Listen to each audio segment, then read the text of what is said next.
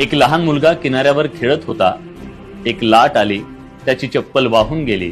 त्यानं किनाऱ्यावरच्या वाळूवर लिहिलं, समुद्र चोर आहे.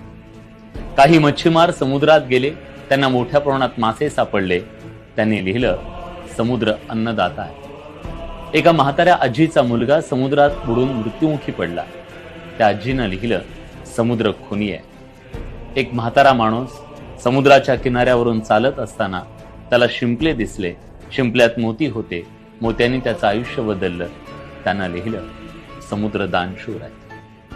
तेवढ्यात एक मोठी लाट आली, सगळं काही मिटून गेली. याचा अर्थ काय?